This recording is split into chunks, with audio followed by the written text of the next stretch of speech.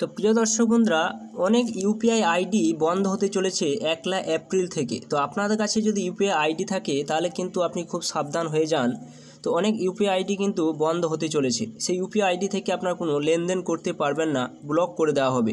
তো কারণটা কি রয়েছে, কোন কোন ইউপিআই আইডিগুলো বন্ধ হবে, আপনার বন্ধ হবে কিনা বা আপনার থাকবে কিনা তা সম্পূর্ণ জানবো ভিডিওর মাধ্যমে।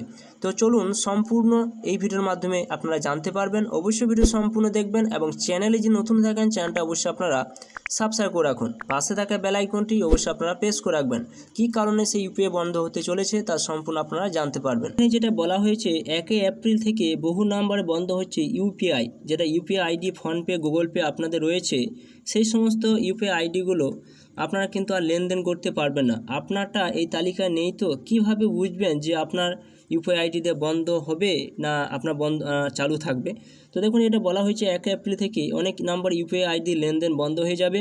সেই সব নাম্বার থেকে আর গুগল পে, পেটিএমের মাধ্যমে টাকা পয়সার লেনদেন করা যাবে না, দেখতে পাচ্ছেন।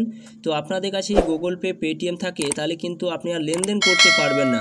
তার কারণটা কি রয়েছে, কি কারণে বন্ধ হতে চলেছে তা চলুন সম্পূর্ণ জেনে নিই এই ভিডিওর মাধ্যমে।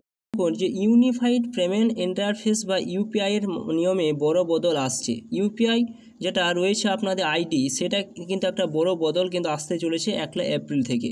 ইতিমধ্যে বিজ্ঞপ্তি জারি করে national payment corporation of India NPCI বলা হয়েছে যে 1 এপ্রিল থেকে অনেক নাম্বারে ইউপিআই লেনদেন বন্ধ হয়ে যাবে, যেটা কিন্তু এখন সুন্দর করে বলে দেওয়া হয়েছে। সেই সব নম্বর থেকে আর গুগল পে, পেটিএমের মাধ্যমে টাকা পয়সার লেনদেন করা যাবে না। সাইবার সুরক্ষার জন্য নাকি এমন পদক্ষেপ নিচ্ছে এনপিসিআই, যেটা এখানে দেখুন উল্লেখ করা হয়েছে। সাইবার সুরক্ষার জন্য কিন্তু এই পদক্ষেপ নেওয়া হয়েছে। এখন কথা হলো, আপনার ফোন নাম্বারটি সেই তালিকায় নেই, তো কিভাবে বুঝবেন আপনি যে আপনার ইউপিআই আইডি থাকবে কিনা? যেটা বলা হয়েছে, যে নাম্বারগুলি দীর্ঘদিন ধরে ব্যবহার করা হয় না বা বন্ধ রয়েছে সেইগুলিতে ইউপিআই সংযোগ বন্ধ করে দেওয়া হবে, যেটা ক্লিয়ারলি দেখুন এখানে বলে দেওয়া হয়েছে।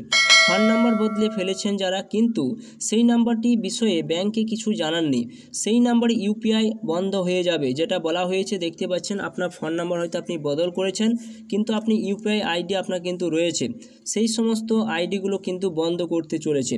দীর্ঘদিন ধরে রিচার্জ করেন না, ফলে বন্ধ ইনকামিং ও আউটগোয়িং। এমন ফোন নম্বরে যদি ইউপিআই আইডি থাকে তাহলে সেটির সংযোগ বন্ধ হয়ে যাবে, যেটা দেখুন সুন্দর করে বলা হয়েছে। আপনার হয়তো ইউপিআই আইডি খুলেছেন সেই নাম্বারে, সেটা কিন্তু আপনার কোনো রিচার্জ নেই, ইনকামিং বা আউটগোয়িং নেই, সেই সমস্ত নাম্বার কিন্তু যদি ইউপিআই আইডি থাকে তাহলে কিন্তু আপনার কিন্তু বন্ধ হয়ে যাবে। এনপিসিআই জানাচ্ছে যে এই এমন নাম্বার সহজে হ্যাক করা সম্ভব, তাই ভবিষ্যতে সাইবার প্রতারণা হলে বড়সড় বিপদ ঘটে যাবে। সেই জন্য ইনঅ্যাক্টিভ নম্বরগুলি বন্ধ করে দেওয়ার সিদ্ধান্ত নেওয়া হয়েছে, দেখতে পাচ্ছেন পরিষ্কারভাবে যেটা বলে দেওয়া হয়েছে।